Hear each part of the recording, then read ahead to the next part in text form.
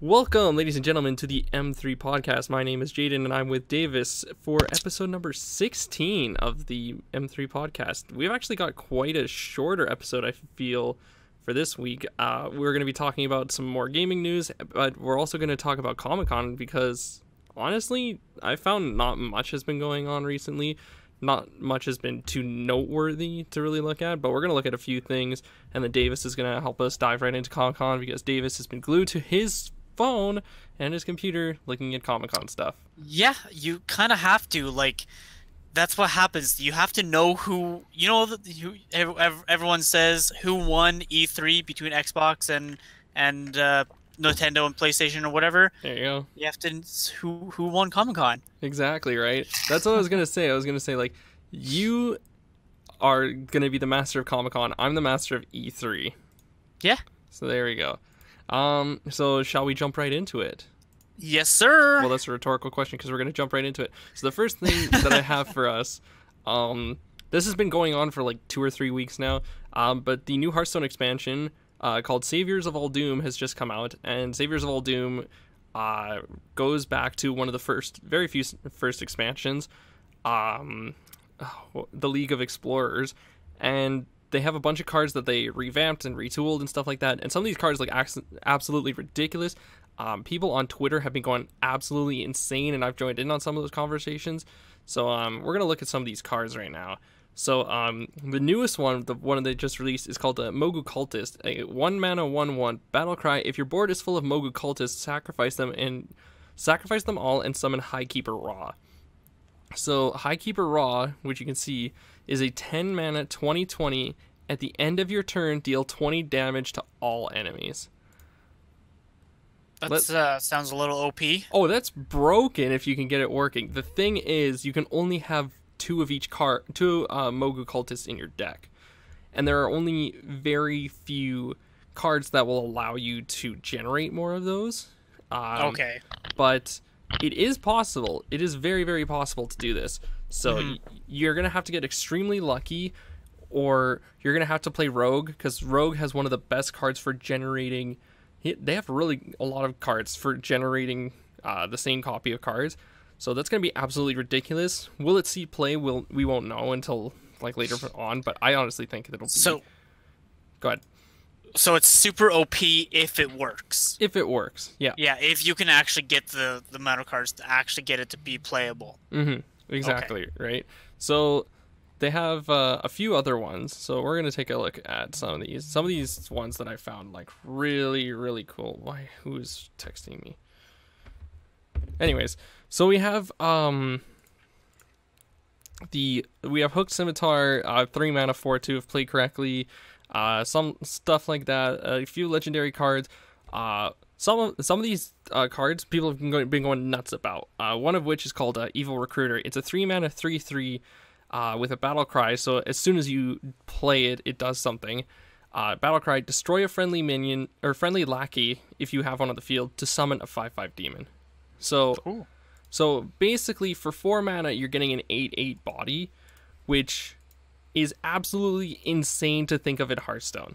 It's absolutely nuts because the best statted minion so far in the game is a 3-mana 5/5. Like, best statted for 3 mana. It's 3-mana 5/5. But it gives your opponent 2 cards, which can be really, really useful. So this card has no drawback, and it can be a 3-mana 8/8 if your lackey survives on turn 2. Which is nuts. When you're saying 5/5 or 8/8, that means attack and defense, right? Yeah, attack and health. Or or health. Right? Yeah. So this is nuts. This is everyone's been going insane with this. Like, back in the expansion Whispers of the Old Gods, there was a card that was a 4-mana 7/7. Everyone was going nuts about it. They were like, this is an insanely broken card. You play this on turn 4, you basically have won the game. And with this card, it's even more broken, because a 4-mana 7/7 can be defeated by a lot of things. Basically, a 4-mana 8/8 split between 2 different bodies can't. By some of the same things. So it's going to be really interesting to see what happens with this card, because odds are this is going to be nuts. This is going to be the card that basically brings Warlock back, and the reason I'm just gonna play Warlock because I'm not gonna buy all of the cards like I did with other expansions. I'm gonna save my money, but if I ever get into the game again, that's just it. And there's a ton of broken cool cards, but we won't get into all of them. Those are just like 2 of them that I found like really interesting. One of that stood out to you. Yeah. Well, we're going to talk about one last one. This one is called the Supreme Archaeology. It's a 1-mana card, which is a quest. So a quest is something that you play, and then if you fill the requirements, you get a reward. And the rewards are usually really, really good. So it always starts in your hand, so you don't have to worry about that. And then, yep. So you just like do whatever it says. This one says, let me just pull this up real quick. Quest, draw 20 cards. Reward, gain the Tome of Origination. Sorry, and the Tome of Origination is a hero. Is a hero power. So it's 2 mana. Draw a card. It now costs 0. So you can have a card that's worth 20 mana, and guess what? It now costs 0. You can just play it. You can have a 0 mana 12/12. You can have a 0 mana 10/10. You can have a 0 mana destroy all minions. Like, there's so much implications with this. And most people look at it and they're like, this is stupid because if you draw 20 cards, that's going to be ridiculously hard to get. But there's a card called Plot Twist where it takes your hand, however many cards are in your hand, it throws them back into your deck, except for the Plot Twist, of course, and then it draws that many cards. So if you have 9 cards in your hand, including the Plot Twist, you play the Plot Twist. It shuffles 8, draws 8. You're already basically halfway done your quest. You've got a brand new hand, and if you play a card called Augmented Elec, which shuffles shuffles those cards back into your deck, you're getting even more cards in your deck, which can be even more broken. There's already a deck going around that basically is like this, where it relies on drawing, putting cards back in, drawing, putting cards back in, kind of thing.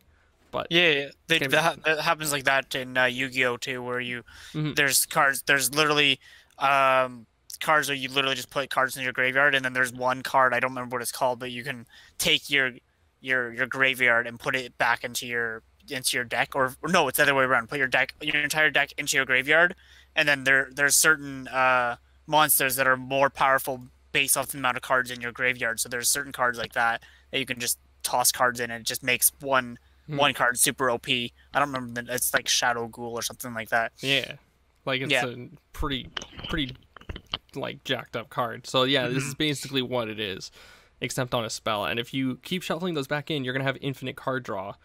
And then with your hero power, you have a 2 mana, get one of your cards down to 0. So I can see the good in this card, I can see the bad in this card, but we'll see how it plays out, because the last Warlock quest did not do super well until one of the new expansions came out. So we'll see how it does. But let's move on from Hearthstone. You guys can check all of those cards out and the new ones that are being released like daily, basically, down in the description. We're going to move on to the next topic. So Planet Nintendo 64. You guys want to play some Super Nintendo? So Nintendo offers timely statement of support as Switch lawsuit looms. So basically what's been happening apparently to players that have these. Let me just grab this. So this is a Joy-Con. This is what the Switch is played with. So you can play it like this, or you can play it like this, depending on what you want to do. With this, apparently, if you leave these like this or something like that, apparently the drift is really bad, or something like that. I'm not exactly sure what it is, but apparently like either analog sticks or something wrong is going wrong with these Joy-Cons. And people are furious about it, because they're like, oh yeah, I spent $80, $100 on these Joy-Cons, and then they don't work properly after like a year, so I had to buy a brand new pair, and then I just find out that those are just as effective. I thought it was just me. So apparently a bunch of people are coming out, and there have been lots of lawsuits coming out, which is really bad timing, because they were literally about to release 2 new pairs of Joy-Cons. They were about to release 2 new colors, which are navy blue and neon yellow, as well as purple and orange, which I was going to get the purple and orange ones, no matter what, because those are my favorite colors. So But it's Match absolutely the logo. Match the logo, exactly, right? Do it for the Switch. Do it for the logo. Do it for the M3 podcast. But yeah, Nintendo facing up to a class action lawsuit stateside due to repeat complaints of Joy-Con drifting, where there's movement detected even when the stick isn't touched. Okay, so it's the stick. So that happens with my my PS4 controller. I've tried resetting it and everything. I'm playing Call of Duty or something, and I literally just start like right as I respawn, I start moving. Just start moving in a circle, and it start moving. And if I don't do anything, I will probably move an entire like 360. Like, yeah, I know the frustration. Like it happens. I'm trying to go like throw a grenade or something, and then for some reason, even if I'm holding it down for run and I throw a grenade, sometimes I just tend to turn like to the left randomly because my controller just fucking flicks it over. Yep. So frustrating. It's annoying. So, and people are annoyed by this. So yeah, for those of you guys who don't know, so this Joy-Con here that has a little joystick. So if you don't touch it, it apparently is going to move on its own. It detects that there's movement. So imagine you have your Joy-Con like this and you need to stay completely still, but it acts like this, like you're moving it to that direction. So that's really interesting because I never noticed that. Like my Joy-Cons are perfectly fine no matter what orientation they've been on, but like it's absolutely insane. Like how could this happen from such like a top-notch company? Like how we take great pride in creating quality products and we're continuously making improvements to them. We are aware of recent reports that some Joy-Con controllers are not responding correctly. We want our consumers to have fun with Nintendo Switch, and if anything falls short of this goal, we always encourage them to visit us so we can help. Apparently, at least it's like a positive state. At least they're not trying to be like, oh no, it's all your fault. Like they're not trying to blame the consumer for being like you broke it or something like that. Like at least they're being like confident, being like, okay, yeah, like we want this to be better. Like. Be as good as possible. Like this is what we're gonna try to do. Yeah, exactly. So, according to this lawsuit, apparently it alleges that Nintendo is selling controllers that it knows to be defective. So they know that this is happening, but they're still selling them like this anyways. Okay, maybe not. I retract what I just said. Yeah, the suit also states that Nintendo refuses to fix the issue free of charge. So like. I remember reading or watching Video Game Donkey's video on this like a billion times. So the original Xbox 360, like the white one, had the Red Ring of Death. Everyone knows what the Red Ring of Death is basically, except for newer gamers that don't know what an Xbox 360 is. But it was this. So for the old Xbox 360, for people who don't know, there were 4 sections of the power button, or 5 lights. So there were 2 up here, 2 down here, and then there was the power in the middle. Yeah, that's how it worked. So if you saw one bar like this and then the power button on, that means there's one controller connected. Davis coughs silently into the night. But no, I muted my mic. Exactly, that's what I said. Oh. But anyways, so if you had 4 controllers, all 4 things would light up and so on and so forth. The Red Ring of Death was basically they were all green, but as soon as the Red Ring of Death hit, all of them would turn red. And your Xbox would be unplayable and essentially unfixable is what the general consensus was. But it wasn't true because there were a lot of cheats like wrap your towel around it. Yep, I did that. Yep, wrap your towel around it. Try restarting it, dig into the hardware, stuff like that. But eventually, apparently, Microsoft was like, we see this issue. We're going to extend your guys' warranty by 3 years. So if you have a Red Ring of Death, send it to us, we'll fix it, and we'll send it back. But apparently that didn't work very well. Apparently it was reported somewhere around the lines of 45.3% of people who had the original Ring of Death had the Red Ring of Death happen again after the console came back. So it was absolutely insane. But so that's kind of what this is reminding me of, but except worse because most people's response to this, like Nintendo's response to this, just to buy new ones. It wasn't, we're gonna send you these ones and you're just gonna like do fuck all with it. Like, and this reminds me of my controller, my Xbox controller. It's recently the left analog stick on it, it just no longer goes up. It no longer senses the up direction. Oh. So, and I tried getting warranty on it, but I'll have to contact them and maybe see if anything can be done. But like, Nintendo needs to be like, okay, you guys are having problems with it. We're going to take a step back. We're going to figure this out. And then when we do figure this out, we'll give you free Joy-Cons. Yeah. That should be how they do it. But I guess, that's more of what I was trying to get at, I guess, would make sense. Yep. So refuses to fix their issue free of charge and hasn't officially acknowledged the issue. It remains to be seen if their statement of today qualifies as that acknowledgement. Apparently accusing Nintendo of misrepresentation, and it's this company, I think, district court lawyers, CSK and D, is seeking monetary damages as well as action from Nintendo to combat the drifting problem for all customers. So these four lawyers, Kimmel, Schwartz, Donaldson. What? There's only 3 of them. Oh, okay. So yeah, it's just 3. So district court lawyers, Kimmel, Schwartz, Kreiner, and Donald Smith LLP. These 3 are fighting for the gamers, basically saying, we paid for these Joy-Cons. We want working Joy-Cons. So who's in the right here? Who's in the wrong? Like, it's pretty obvious who's in the wrong, but like, how in the wrong are they, basically? So we'll see how that goes. Apparently, oh look, it even mentions this. Microsoft for defect. Back in 2008, a class action lawsuit was filed against Microsoft for defective Xbox 360 consoles, and it said that fixing the issue cost the company $1.15 billion. Yeah, I'm not surprised. So that was back in 2008. Think about how much that is within like inflation, and the fact that Joy-Cons they're way more Joy-Cons than there probably were. I don't know how accurate that would be. How many? Well, can you buy the Joy-Cons separately, like just as a controller type thing? Yep, I have 4. So then, yeah, that would probably be a good kind of a good guess, because like you get them with the I was gonna say NES. What is this system called again? Switch.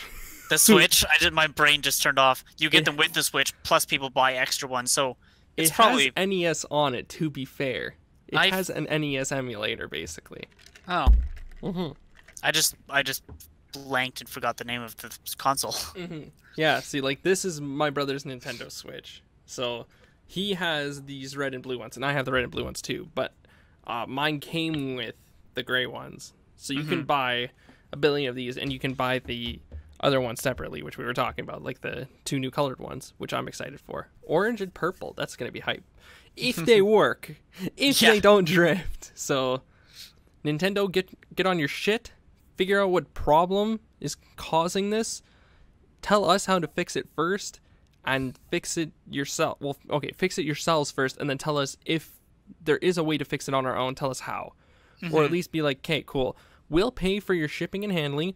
We will take your broken Joy-Cons. We'll fix them on our own time, and we'll give you brand new Joy-Cons in like a week. Yeah, like that makes sense. So let's hope something happens with this. So anyways, we're gonna move on to apparently Plants vs Zombies 3 is officially announced. So did you ever play Plants vs Zombies? I never played it. It was too child. I know what it is, and I know the idea, but I've never played it. No. Dude, it's such a good game. It's such a good mobile game. Like, honestly, it's probably one of the few mobile games that I'd recommend being like, hey, if you're gonna play anything on mobile, play Plants vs Zombies, because there's no microtransactions, at least the original. There's no microtransactions. You're constantly grinding for like a good goal. And it's just fun and actually challenging. Like, there are some maps where you're just like, holy shit, how did I hold on to that? All the mini games are super fun for the most part. There's like 1 or 2 mini games. It's like, oh yeah, you have to place everything in the dark, and you're just like, you randomly end up with like a ton of plants everywhere. But anyway, I'm getting ahead of myself. I'm excited for this. It's Plants vs Zombies. I 100% in that game twice. It was a lot of fun, but we have to keep this in mind. Apparently, it was in reference to Garden Warfare 3. That was just assumed. It's not true, but it is being developed by EA and PopCap. So, No, EA, stop doing. I know. EA. So PopCap is the one that makes the game. EA just publishes it. So Hopefully they'll keep their dirty, freaking stingy fingers out of it. So let's hope that this happens. The new title, which is free to play like its immediate predecessor, is available for a very specific section of Android devices. So it's already it's a pre-alpha right now, which is cool. Cool. Apparently, you can simply head to the Google Play Store. So let's look at the Google Play Store right now. Let's take a look. What are we looking for? Plants vs. Zombies 3 and Plants vs. Zombies 3 pre-alpha early access. Apparently the program is already full according to this right here. So unfortunately I can't get in, but from what I'm looking at, I don't like it. I'm looking at these pictures and I hate it. I can. Oh, that's 2. That's why, not 3. I didn't even know there was a 2, to be completely honest. Well, if there's gonna be a 3, there has to be a 2. Well, yeah, but I just never knew that existed until like I saw Plants vs. Zombies 3. So like I'm looking at this right now, and it does not look great. Like the art style is really, really weird. It looks way too realistic.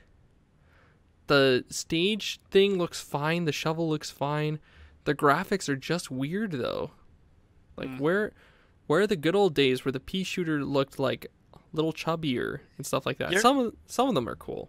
You're too specific on graphics for sometimes, man. It should be more about how the game actually plays. Well, yeah, yes, but like if you have don't fix what isn't broke is what I'm saying. Oh, okay.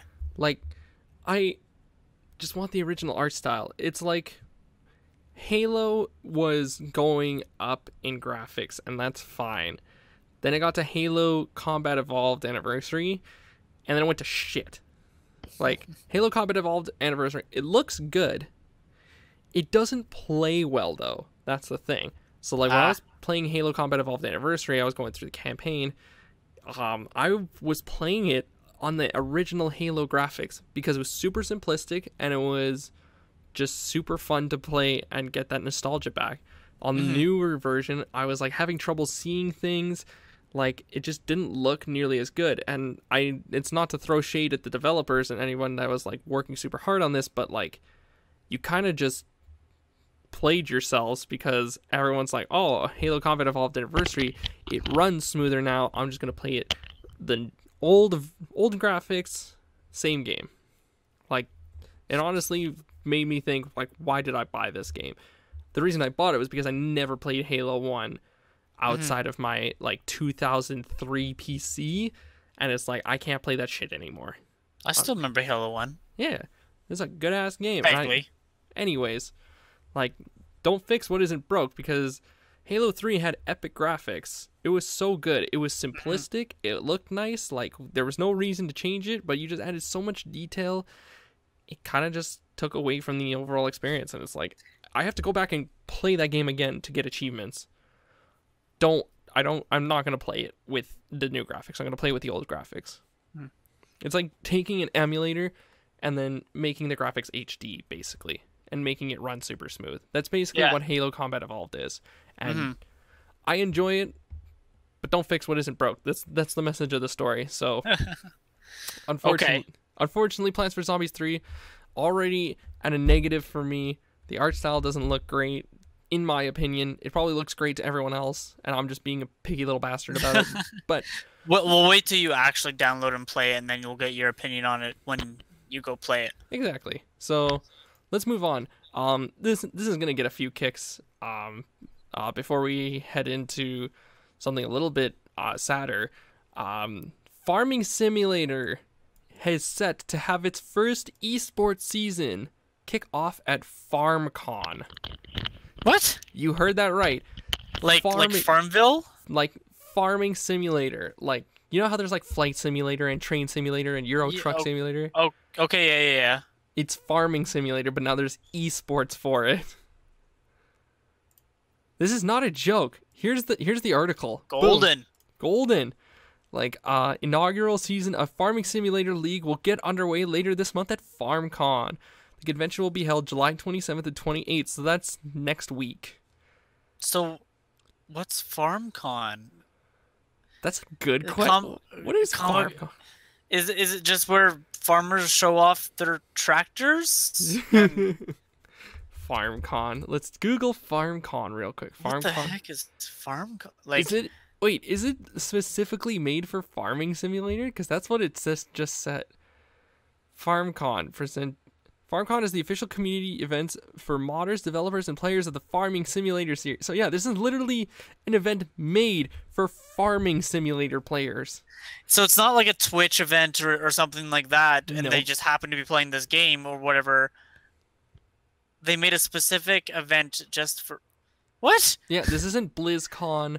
This isn't E3. This isn't Comic-Con. This is its full-on thing for farming. Okay, well, let's get tickets now, Jayden. Let's go. Dude, I already have, like, it's in Germany. So we'll walk. We'll walk to Germany.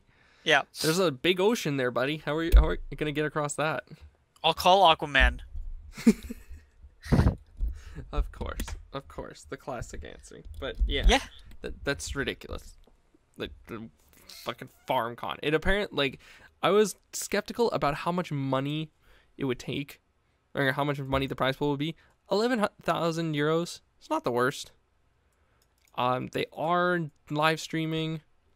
Tournament will feature a mix of teams from the player community squaring off against teams sponsored by official equipment manufacturers, including Komatsu, Forest, and Trelleborg, which I'm guessing are gaming peripherals in, like, Europe. I don't understand.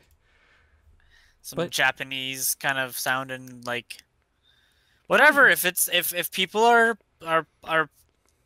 making money or having fun doing it, enough people are watching. If it's entertaining, yeah, exactly. I guess what can we say? We're not going to be watching it, I don't think. But I kind of want to watch it. I kind of want to see what it's like. But okay, I don't know. It's just weird. It's just weird for me. But anyways, that's gonna be that. We're gonna move on to something supremely fucked up. So there was a suspected arson attack at Kyoto Animation, which left at least 23 dead. This was posted on July 18th of 2019. So basically, there was a suspected arson attack, and it left a bunch of people injured and a lot of people dead at this animation studio for anime. So this was a lot to, like, see. There's a GoFundMe page, which I'm going to open right now, but basically everyone is in support of this animation studio that left a bunch of people dead. Even someone like Sungwon Cho, who goes by the web handle ProZD, said, "I'm horrified to hear about Kyoto Animation. That someone could do something so horrible to people who have brought so much joy is absolutely sickening." And I absolutely agree. Like, who the fuck does this? Who randomly just goes and is just like, "Hey, this is an animation studio? Fuck you." Who the fuck sets anything on fire anymore? Yeah, I was gonna say, like, just even just anything in general with people, like, just what? It doesn't make sense. Yeah, it's ridiculous. It's so fucked up. Like, and everyone's goes back to what we were talking about last week. People are assholes. People are fucked up. Like, I haven't heard any developments of the ice cream girl so far, but, like, who knows? Maybe they can meet this arsonist and, like, fall in love together. It's like, we're both fucked up people, severely fucked up. They're a little bit of different extremes, but okay. Yeah, you know what I mean, though. But I just want to say, like, all our hearts and prayers will go out to the family, because, like, it's so disheartening to see. It's so sad to see. But hey, like, hopefully, like, things will get better. They'll be able to rebuild. So I just checked the GoFundMe. In this, apparently there was already $140,000 being donated. This hit $2.068 million for people for Kyoto Animation healing, and that's absolutely Wow. nuts. Yeah, So, that's crazy. like, all of these anime fans, and there's a ton of comments. Like, someone just left a comment a minute ago. Kyo Annie has helped me through tough times. Why not reciprocate? A lot of meaningful stories to the anime community. My heart goes out to them. Like, I wonder how much are actually like Japanese, how much is European, how much is North American. I wonder, it'd be interesting to find out if like a lot of it is actually from like US and Canada. Like, that'd so be apparently Adobe donated $50,000 to this company. nice. So holy moly. Shout out to them. This was made by a guy named Sentai Filmworks from Houston, Texas. So this is made by a different company who wanted to raise money for these guys. And some of these people are nuts. Philip DeFranco donated $5,000. Attaboy. Like, that's absolutely insane. And like, He most likely covered this on his channel. yeah, exactly, right? So good for them. Like, Kyoto Animation, I hope you guys heal up, and I hope you guys can bring like all these incredible stories back to us. But our thoughts and prayers go out to everyone who was unfortunately injured or who have passed away because of this asshole. Oh, and if you're watching this guy who burnt them down, fuck you. You're a bitch, dude. Like, fuck. Why do you have to kill and burn down something? Because you're that mentally, like, fucked up? Like, if you're sad or something, go talk to someone. Like, punch a pillow. Fucking write a letter, throw it in the trash or something like that. Express your feelings to someone. Yell at a pillow. I don't fucking care. Don't go burn down a fucking building because you're mentally insane. Yeah, and that's the thing is that, or maybe it's not that crazy. It could honestly even be like what happens with the force fighters stuff here. Maybe someone was just being dumb, and then it got out of control. Like, unless the police report actually says like it was like gasoline or electric fire, like on purpose, not just like unless the source is saying like they can tell through the police report or something. But yeah, it's a small possibility that it could have been an accident. But yeah, so, I don't know. Apparently, I'm looking at this article. A Kyoto Animation arson attack. Death toll hits 34. Details of suspect and victims emerge. So, holy shit. Stated that they suspect 41-year-old for arson, according to eyewitness accounts, walked into the company's first studio building last Thursday morning carrying 40 liters of petrol and a bag full of hammers and knives. He allegedly shouted, "Die," as he doused the building in petrol and set it ablaze. The fire spread swiftly through the building. The Japan's national broadcaster NHK notes that its spiral staircase may have acted as a funnel, sending the fire upward, and that the quantities of paper in the rooms will only have encouraged the flames. Yeah. Okay. So, no, never mind. That's a crazy person. Fuck. Yeah. Like, I like burning. Like, actually, no. I guess most people you suffocate before you burn to death, but still, like, that's just terrible. That's absolutely disgusting. So, let's hope they catch this bastard. Fuck you. Like, apparently they have pictures of him. So, I don't know if he was like an old like employee that got fired or let go or whatever, but still no reason to be murdering 34 people and injuring much more. Just because of that. So, I think that's all we're going to say about this topic. Because that's severely, severely fucked up. But, yeah, we just wanted to send our thoughts and prayers to them. So, fuck. Let's have I say we should have a quick 10 moments of silence. 10 seconds of silence. Sure.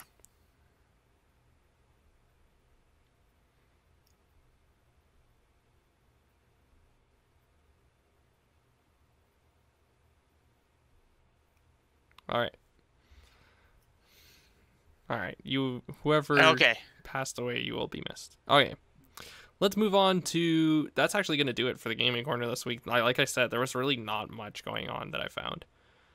Then again, I haven't been looking like the hardest. I know there was like Xbox has lost like 50% of its earnings this quarter,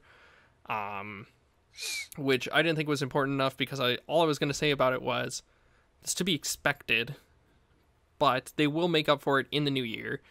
I feel like the main reason they lost so much money was because of the $1 Xbox Ultimate Game Pass deals, which have been happening which has happened twice now. So they've lost a ton of money there. And then Xbox has been named like the worst console because they have no exclusives. So why would you pay to play on Xbox if you're not an achievement hunter or you have friends on Xbox? Because the exclusives on this platform are not great. The Ultimate Game Pass is basically the only reason that I would stick on Xbox if I didn't like love achievements. But then again, I would probably go on to PlayStation. But like I have too many reasons to leave Xbox, so there's no point. But you kind of get it. Like at one point I was both Xbox and PlayStation, but now when I was moving and stuff like that, I sold my Xbox first. I am now only on PlayStation. Like, I don't know. There's some games that I really like. The Spiderman PS4. Yep. That's an exclusive for PlayStation. What else was there? God of War. That was a huge exclusive. Call of Duty fans would rather go on PlayStation because they get content first. Like, it's easy to see why. So Xbox needs to do something. Mortal Kombat. You get the characters you get to unlock on Mortal Kombat are better on PlayStation. Uncharted series is only on PlayStation. Last of Us. I think Halo and Gears of War are probably the only notable Xbox exclusive, like super exclusive that are super like well known, super popular. There's Persona 5 on PlayStation. There was Crash Bandicoot on PlayStation. There was a lot. Spyro was an Xbox exclusive. Was it Xbox? At its first launch, yeah. Oh wow. Or not Xbox, PlayStation. I mean. Yeah, I was like that doesn't seem right. Yeah. That's what I meant. It was a PlayStation exclusive when it first launched. And now then it went in like Nintendo with Game Boy games, stuff like that. So yeah, that's really it. Like there was a Fallout 76 patch that was super buggy apparently, which is only to be expected considering everything else that's been happening. Bethesda is to not be trusted anymore. That's why I was like, oh, Doom Eternal, this game looks sick. Not gonna pre-order it. Sorry, not gonna pre-order it. Not gonna pre-order anything from now on. So save some money. Yep, exactly. Save some money. Gonna go to Canmore with my girlfriend. How about that? Yeah, there you go. There we go. All right, let's move on to Comic-Con. Davis, take it away. Comic-Con. So yeah, if you don't know, which I'm pretty sure everyone has already heard about, Comic-Con happened in the past couple of days here. Yep. San Diego Comic-Con. Obviously, every city has their own version of Comic-Con. New York is probably the next biggest one, but that's where everyone goes, is the San Diego Comic-Con to launch their trailers and all that stuff, right? I think it's pretty easy to say that Marvel won Comic-Con so far this year. Pretty easily. But yeah, like they didn't go to Comic-Con last year. DC did. Like it seems like DC and Marvel are like going back and forth between who's going to Comic-Con or not. Like, but DC, they don't really have any movies coming out in like 2019 or like, because I think their earliest one is Wonder Woman 2 in 2020. I don't think there's anything else for DC. I could be wrong, but yeah, for this year, for the DCEU, that is, they're continuing. Young Justice got recontinued and stuff like that, but yeah, Marvel Phase 4 is just nuts. Like, yeah, crazy.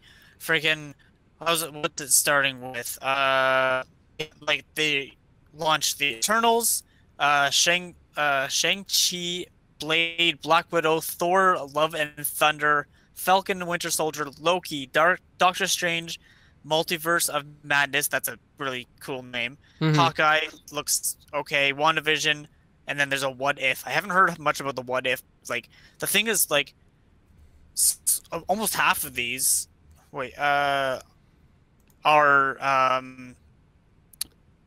they are Disney Plus like shows, not MCU films. Yeah. So like that. So and it's official because it's the same characters that played the or same actors that played all these characters in the movies. They're still linked together. So unlike the like Agents of Shield, for example, on ABC, that was part of the MCU. Like it has the same actor who plays Coulson from Avengers downward, like prior, like Iron Man and everything like that. Yeah. He's part of it, and they do connect with the like they mention things from the MCU. Mm-hmm. Same thing happened with the original. I know for sure, like the Netflix Marvel series were kind of sort of connected as well. Like they referenced the MCU events in the shows a little bit, but the movies didn't reference them at all. Mm-hmm. Like, but this is actually going to be literally Disney Plus, obviously, like hand in hand. It's part of the Phase 4 are these shows instead of just new movies. Yeah. Oh, and the other thing that was like, holy shit, that Kevin Feige, at the end of the whole panel, he was like, oh, and Black Panther 2, and then he's like subtly was like, and the mutants, so talking about X-Men finally like getting confirmed, mm-hmm. and Fantastic Four getting officially confirmed in the MCU. Hell like, yeah. And it was just so like nonchalant by Kevin Feige too. Like they talked about so much stuff. One of the big ones I'm interested in, probably the one I'm most excited about, is the new Thor, because Natalie Portman's coming back. Yeah. Like she came back for Endgame, but like at the end of like she wasn't in Thor 3. She wasn't in Avengers 1. Mm-hmm. Like so they kind of sort of like hinted at her a little bit here and there, but as Jane Foster, but I'm like she officially came. So they're obviously behind the scenes had to have been some sort of like some sort of negotiations going on to get her back, because she's coming back for that. Taika Waititi actually went and like knelt and handed her like the hammer, mm-hmm. because she's gonna be the new Thor in like for Lady Thor in the new one. That's sweet. Mm-hmm. Like I don't know, and that I think just the really cool part was just Marshall Ali coming in, just putting on his own hat, and they just showing up the Blade logo. Like yeah, exactly. This is absolutely nuts. So I just like looked up a quick article. Like Black Widow is May 1st, 2020. Fall 2020 is the Falcon and Winter Soldier, and then most other things are coming in 2021. So mm-hmm. I'm excited to see what the Black Widow movie is all about. But the one thing that I really wanted to talk about is this. I'm pulling up the Loki logo right. What the fuck is this logo? It's probably just the working one for now. Yeah, like it doesn't make any sense. Like, what about this screams Loki to you? The only thing that screams Loki to me is like the green, and the O, and the O is still Asgard. It's an Asgardian O. Yeah, but I'm just like, what the fuck is that? Like, not to hate on the person who designed it, but like, it's shit. Yeah, especially in comparison to like the Thor one and the Doctor Strange one. The Hawkeye one is terrible too. It's literally just the name with like a target in the A. The Falcon and the Winter Soldier, that one looks sick. Like that one looks cool. I'm excited to see the Falcon become Captain America. That's gonna be nuts. So that's Marvel's Phase 4. What else spoke to you? I just finished a big one. Big one I was watching was Brooklyn Nine-Nine's panel. How was that? It was interesting because it's still just a bit like basic panel of the cast talking and stuff like that. A few of their like kind of favorite moments from the show and what they're expecting for the new season and stuff like that. Honestly, one of the big things that I remember when watching it, when they went to the fan questions, they Mhm. had one person asked. Oh no, there was two. There was one person asked Terry Crews what his actual favorite kind of yogurt is. Yep.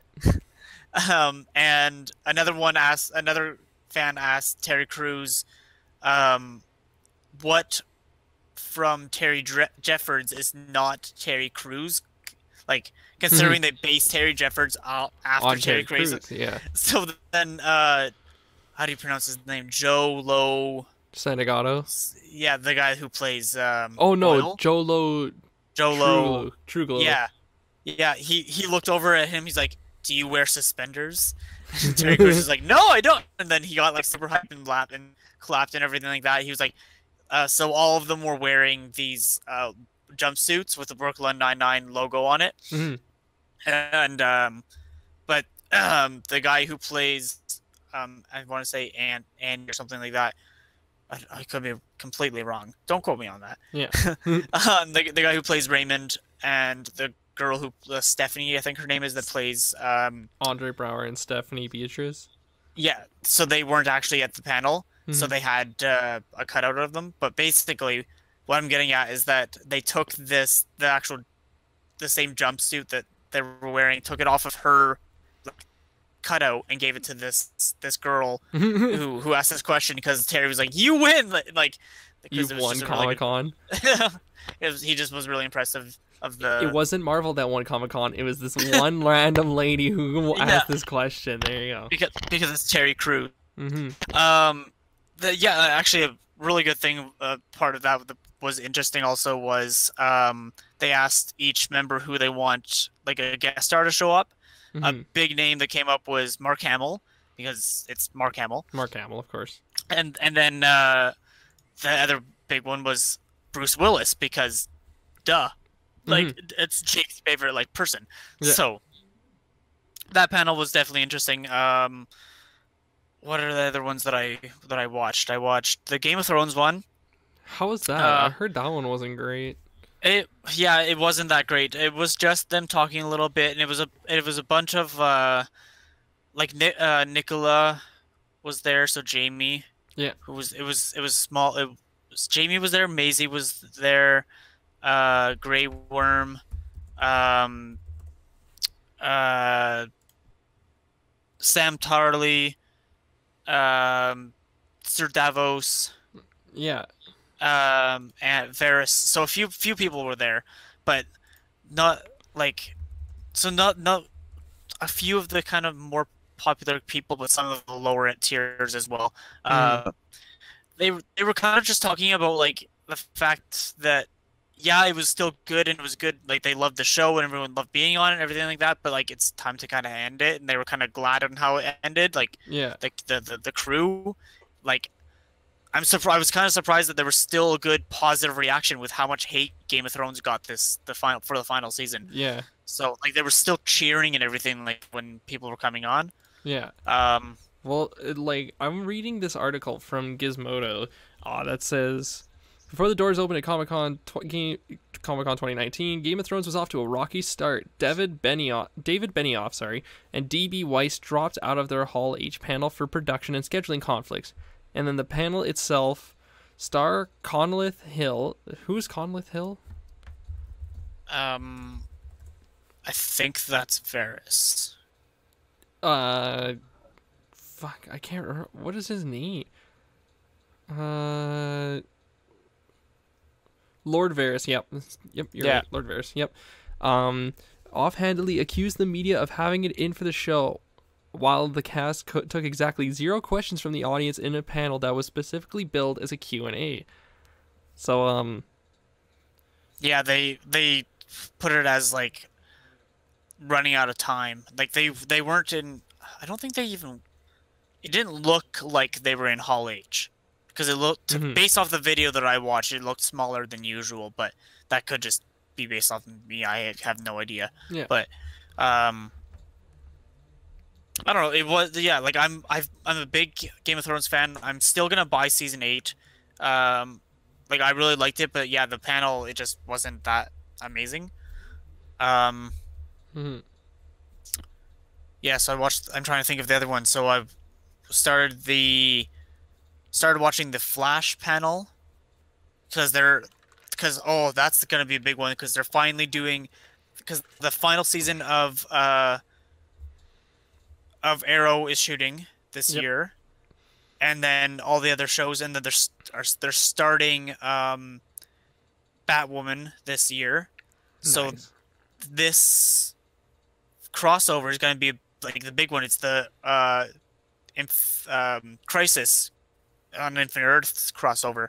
Mhm. Like, so they started kind of teasing that a little bit in the panel for Flash, talking about the villains and stuff like that.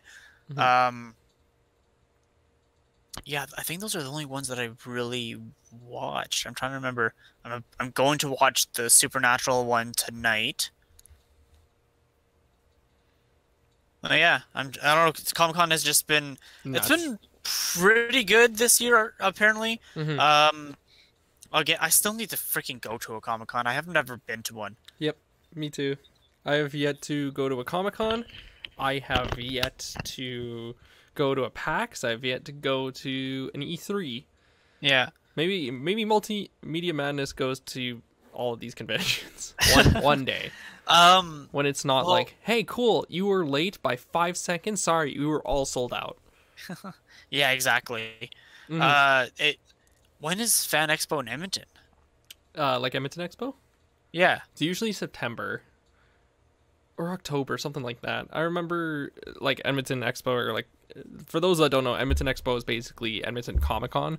So we have like a bunch of like celebrities come out and like they'll talk to fans and stuff like that. There's like a ton of people selling merch, games, stuff like Yeah. that, cosplayers all around. Like I even have a picture of me on my Instagram of me getting shoved down by 3 Payday guys with like fake guns, of course, with my hands like this. See, I haven't even been to a Edmonton Expo. It's pretty good. Like, who was there last year? Stephen Ogg was there last year.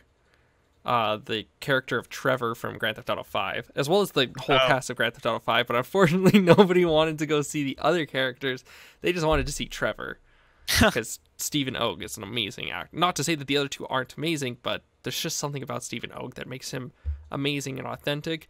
Hmm. Sombra and I believe Reaper were there from Overwatch. A ton of anime voices, stuff like that. I know next year, Persona 5's Joker is going to be there, like the guy who does the English, I think. So Cool. gonna go to I that. Gonna meet Joker. Yeah, I know that this year I saw an announcement that George Takei is going to be here this year. He's one of the Really? big names that are coming for this year. Mm-hmm. Let's take a look at that. I Real wonder quick. how I wonder if any of the characters are from like the Star Trek Next Generation are going to be part of this new Picard series. Mm-hmm. Oh yeah, Have I you heard about heard that? about that. I heard about Yeah. the series. I haven't watched too much of it because I'm not a huge Star Trek fan, but Yeah. I know that they are developing. Is it a new movie or a new show? I think it's a new show. It's Mm. it's yeah, it's solo on him, so they'll probably still have. Oh, George Takei would have been original series, not Next Generation anyway, so Mhm. that wouldn't work. But So, still, uh, just as a note, Edmonton Expo is from September 20th to September 22nd, yeah. 2019. I'm gonna look. I can buy tickets right now. Ooh, I might buy them for Saturday then, because I have a full day off Saturday. Ooh, So, let's take a look at who's Patrick Warburton. I'm pretty sure that's Kronk, right? That's Kronk. No way. If that's there, I'm gonna be. It's all. That's really? The seriously. voice actor from who voices the English version of Goku, Really? and the actor for Ash from Pokemon are gonna be there. Where are you seeing this? I'm like looking on the website. I'm on the Oh, website. oh yeah, look, there it is. Yeah. Yeah, Oh, I just saw it. Oh, dude, Veronica Taylor. Oh, hell yeah, dude. that's dope. Um, House X. That's cool. yeah, Patrick Warburton. Emperor's New Groove, the Ken from B Movie, Jaime from Get Smart, Agent T from Men in Black 2, Joe Swanson in Family Guy, like. Oh, cool. Carrie Ells. I'm pretty sure I know who this is. Is he in Saw? I'm pretty sure he's in Saw. He's in the original Saw. He definitely is in there. Yep, hold up. Yep, Saw. Dr. Lawrence Gordon. Dude, Dr. Lawrence Gordon is going to be there. George Takei. Christopher Eccleston? I don't know. Robin Lord Taylor, Jason David Frank, and Juno Suotamo, who has placed Chewie in Star Wars. So I'm obviously not the guy that just died. Yes, rest in peace. But this is nuts. Yeah. Anyway, basically, as we started going on this, yeah, maybe we should just go to Fan Expo. I'm down. In September. Okay. I'm literally just starting my semester. That's we'll vlog it. Yeah, that'd be dope. We'll bring the camera and vlog. Well, we don't even need cameras. We just need phones. We're just gonna bring our phones. Yeah, exactly. Exactly. Get a bunch of pictures. I'm definitely getting one with Patrick Warburton. Just like, wait, that's not Kronk, is it? It is Kronk. Oh, I'm thinking of Pacha. That's why. I'm like, wait, that's not the voice. Patrick Warburton is not Kronk. It's Pot. It's like, nope. I'm thinking of Pacha. It's definitely Kronk. So, gonna get a picture with Kronk. I might bring this little guy. So this is a Kronk Funko. For Davis, he can't see because the camera's different. Oh, Kronk from Emperor's New Groove. Yeah, so Kronk from Emperor's New Groove. And Kronk's New Groove, I have him as a little pop figure. I would love for him to just like look at it, or just like send a video, or just like be in a video, just like, hey Kronk, just be like, hey, it's Kronk. I just want to record it and then show it to my dad. You know what I would make him say if I could ask him to say something for me? I would love for him to just be like, oh, my spinach puffs, because that's our favorite line from the movie. That's hilarious. It's something burning. My spinach puffs. Oh yeah, I vaguely remember that. Mm-hmm. Yeah. I'm hyped, dude. I tweeted like a while ago of the guy who plays Raphael in Jane the Virgin. I can't remember his name, but he looks exactly like Kuzco from Emperor's New Groove. And it's like somebody posted, it was like, now hold on a minute, and it was just like the two of them side by side. I'm like, if they ever make a live action Emperor's New Groove, which I don't know if they should, because they probably won't capture the original Emperor's New Groove magic. If they do pick anyone, it should be Raphael. Well, considering Disney is remaking everything in live action right now, eventually. That's like the one live action I go to see. Dude, live action Toy Story is just going to be a bunch of toys, just like... Oh, that'd be creepy. That'd be weird. But that's a Pixar film, not a... Well, I guess it's Disney and Pixar, but still. It's in Disney World, right? Yeah. It's Pixar. Pixar and Disney owns Pixar, but like the Pixar universe is like separate from the Disney universe. Yeah, exactly. Other than like Brave. Brave is kind of both. And Wreck-It Ralph, right? Wreck-It Ralph like breaks all the... Wreck-It Ralph 2 I thought broke barriers because they had like all the Disney princesses and stuff like that. I don't know if that... I don't know. Oh, and Wreck-It Ralph 2. Yeah, you're right. Yeah. Are they Pixar? Is Wreck-It Ralph 2 Pixar? Yeah.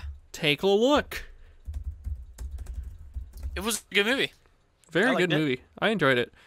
I was crying near the end. Good concept of being what the internet looks like on the inside and whatever.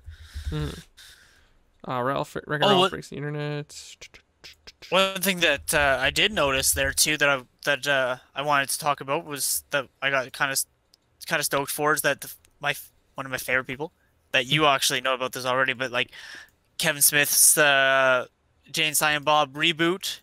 Yeah, got its official trailer. It's not part of Comic-Con, but it was still like he released it like just before. It doesn't seem like it's coming to theaters though. It looks like, or like maybe not major theaters or something. It seems like it's coming to like towns because like Indie Kevin theaters? Smith and Jason Mewes come up to at the end of the trailer and they're like coming to tour dates or something like that instead of doing across the world freaking releases like every other Yeah, huge movie. But like a blockbuster film, like rolling yeah, out the red carpet. They are only in like Hollywood or some shit like that, or in like Dubai or China or some shit like that. Like they're going to small towns, which is super cool. yeah, That I think, which is Kevin Smith's style, which makes sense because he's basically just a little bit higher than like an indie filmmaker.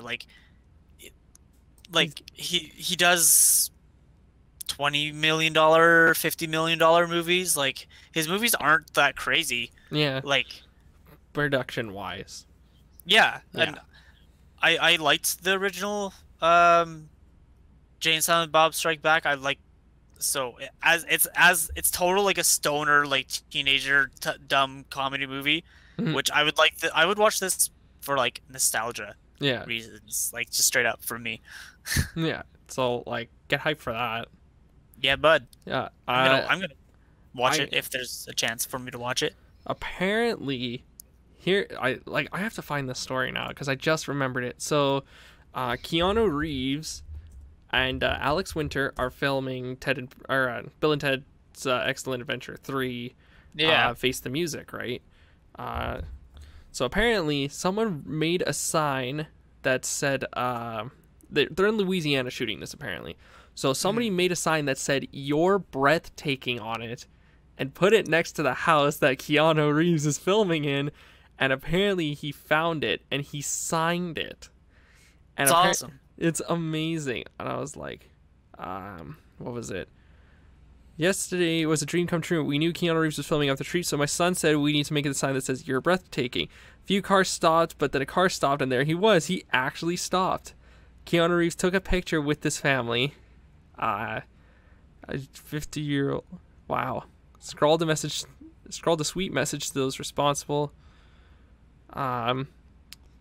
Wow, this is absolutely that's hilarious. Like Keanu Reeves is that much of a people person that he'll jump out of his car, go sign a sign that says "You're breathtaking" and give it to the family and take pictures with them. That's amazing. That's awesome. Like most other people probably wouldn't do that. They'd be like, "Yeah, cool," and then they'll just drive off.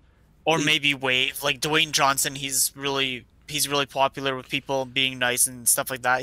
I could see him doing something like that.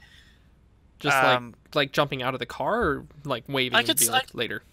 probably doing like well, probably just doing a wave because there's way too many people that follow Dwayne Johnson. But like he's known for being a really positive energy person, Yeah. too. So You know who?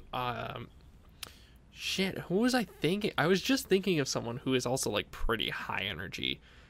Kevin Hart, No, J- Kevin Jim Hart. Carrey. Kevin Hart. Jim Carrey. Shit. I just was thinking about this, and then you said that. But anyways, yeah. Keanu Reeves did that. That was pretty cool. Tom Hanks is really good about it too. Oh yeah, I've heard about that. Yeah. Yeah. Tom Hanks apparently was like like running through the park or someone and saw someone taking a wedding photo. He's just like, "Oh, sorry to interject, but I just wanted to say congratulations." They're like, "Holy shit, it's Tom Hanks!" Yeah, I heard about that. Yeah. That's pretty cool. God damn it, why did you make me forget this now? Fuck, man, I'm trying to figure this out now. Who was I gonna say? We were talking about like fans who or people who would jump out of cars and stuff like that for just to like make people happy and stuff like that. Oh man, I had someone, but I can't remember it now. God damn it. I don't know. I don't know either. I'm gonna like turn off the. I'm gonna stop recording, and then I'm gonna hit it again. And it's just like it was fucking this person. I Or like remember him. it's gonna be in the middle of the night. You're gonna be falling asleep and then just, Yeah, oh shit. yeah. Oh well, Damn whatever. it. Well, move on. It's all Move good. on. Anyways, yeah, Edmonton Expo. Get hyped for us. Gonna go there. If there's a gaming tournament, I'm definitely gonna enter it. I might play. If there's Teamfight Tactics, I'll enter in a tournament. I'll give a shit because I've been playing that game. Like, have I ever told you about Nice. Teamfight Tactics? No idea. Nope. So, there's a basically new style of game. So it's basically the new battle royale. It's called auto chess. So basically, you put characters into this field. They automatically go and fight other people. Last person to survive wins. Okay. So, League of Legends, a game that I used to play for hours upon hours. So I would play like for 12 hours straight, basically. This company called Riot Games, they made a game like that called Teamfight Tactics, which uses League of Legends characters and stuff like that. That's super cool. I enjoy this, and I like started playing it for a bit. I won my first game, and I'm like, this is cool.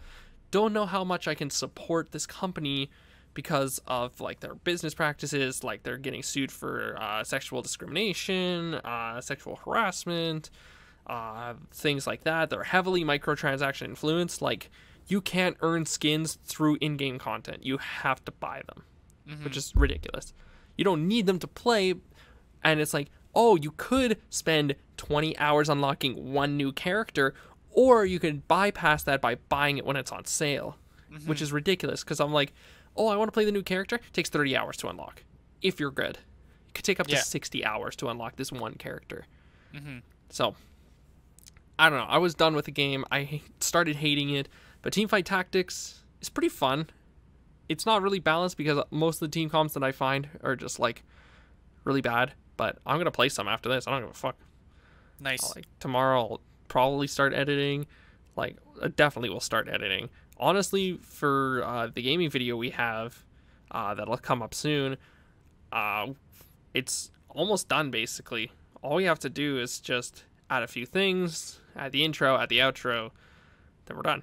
Sweet. Yeah, and then we're done with that. That's going to be a lot of fun. I'm super excited for the NHL stuff again. I keep watching it. I'm just like... I told my buddy about that, and I started describing like what we were doing. He was like, no, don't tell me. I'm gonna actually watch it. I was like, dope. That's sweet. So we got people hyped up for it. Yeah. Sorry about. I was gonna upload it on Saturday.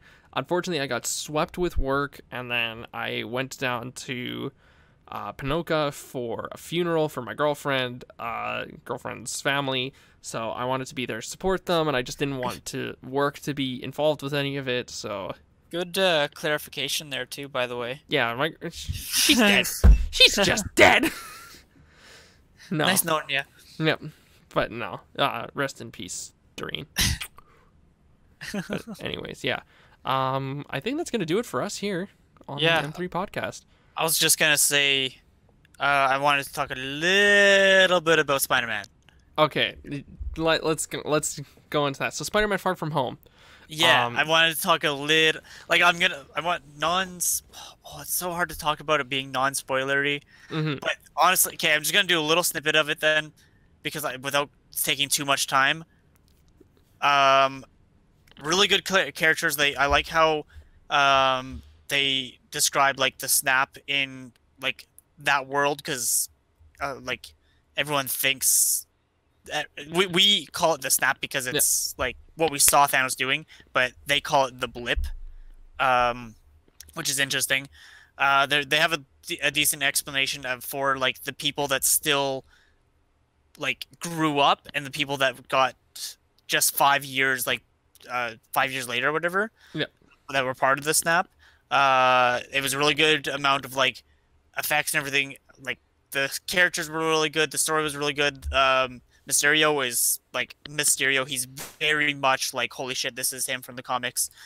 I really liked the kind of relationship, the build-up of the relationship between characters. I'm gonna say it like that without being spoilery. Make sure you get your spoilery, kids. Holy shit! The end credits scene is like, holy shit. If I go see this movie, I have to stay until the very end. Yes, sir. Perfect. Good to know. Yeah, the end movie, like it's really, really good. The one thing that I was saying about it to people talking about it is that it's a really good Marvel movie, really good MCU. It's not that great of a Spider-Man movie, in my opinion. It's a little too big, a little too world building. For it to be just Spider-Man. I think like for a Spider-Man movie, Homecoming was better.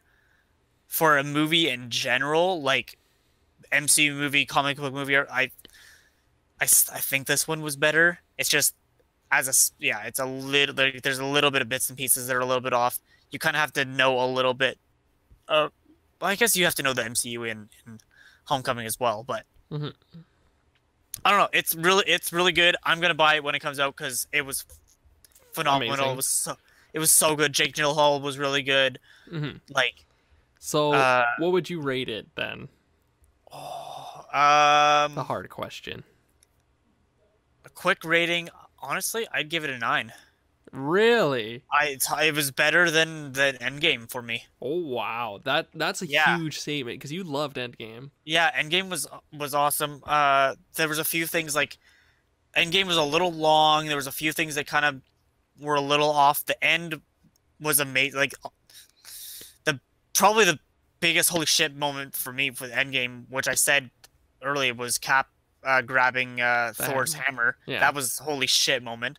Hmm. But this, like the whole movie, I think, like start to finish, there isn't anything that's like there was. You know how I'm critical about some things and how like being nitpicky or noticing green screen or something like that, like when it's Yeah. just super flat. Hmm. Like I had a fun time the entire time. Like the entire movie is really good. Yeah, And because like it ties in with just being a good movie, and it ties into like the MCU of like Endgame and what happens with Tony Stark dying and what happens here, like and there's pieces from Civil War included as well. Like it's a good kind of like, yeah, here's a little bit of the MCU, but like here's Spider-Man's movie is like just him as well. So yeah, yeah, exactly. it was really good. It was really fun. I could go into a lot more detail, but I'll wait till you see it. Yeah, because I don't want spoilers. Yeah. I don't know when I'll go see it. I'm going to Canmore this weekend, but maybe one day I'll have to just be like, yo, guys, I got free movies. Let's go see Spider-Man. Because this summer, like, theaters are open all the time. Yeah, exactly. And they're dead as fuck. I remember working, like, 2014, the summer of 2014, dead as fuck. Like, there were literally 4 people that came into the theater. And, like, 2 of them used the bathroom and walked back out. It was literally that dead. So, yeah. Yeah, because people are outside doing stuff. Exactly. People are at the swimming pool. People are at the spray park. They're going for walks. Like, we just got hit with a huge heat wave, like, today and yesterday. Oh, my God. It was... Yeah. Dude, I was walking around deck today. I work as a lifeguard. I was walking on deck. I was sweating so badly every shift. As soon as I walked off deck, I was like, yeah. I normally don't sweat a whole lot when I'm at the gym. Like the gym has AC. Yeah. And normally I exercise and I'm sore and stuff, but I don't sweat a whole lot. Yeah. But like even at the gym, I was like actually sweating just being inside. I was like, holy shit. Well, that's like, good, my though. shirt was sticking to me. That's like, good, though. Like, having that sweat is actually really, really good because, you know, now it actually shows that you're working hard. You're not just sitting there being a little baby, just chilling, just like... Oh, yeah, okay. Do you want me to take you to the gym? I'll fucking take you to the gym. I'd rather go climbing, so... We'll see. But... a kid, of course, a kid. Davis is buff as fuck. Like, there you go. See, like, look at this guy. Like, you see me, I got nothing here. This is... I try. This is all fat. I'm not exactly jacked, but I'm fit. He's pretty good. He's pretty fucking fit. But, yeah. So that will end it for the M3? There we go. That ends it for M3. The gun show ends it for M3. So, let's pop the gun show real quick. Thank you for watching the podcast today. If you want any of the links, they're down in the description. Make sure to leave a like and smash the notification bell to know when we make new content. We're gonna do like probably a huge flurry of reaction videos. We've got a ton on the line. Like, yeah, we have a few coming in. What do we have? We have cats. No spoilers. No spoilers. Or actually, no. No, go ahead. Never mind. No, you know what? No, I'm just gonna say cats because you guys saw. The big one, probably the largest video is gonna be The Witcher. Witcher for sure. That's gonna be the big one because apparently it's nets. So we'll probably be pumping those out. I'm hyped. Nice. Okay, bye. Bye.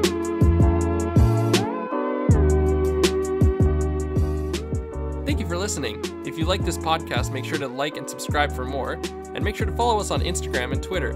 Links will be in the description.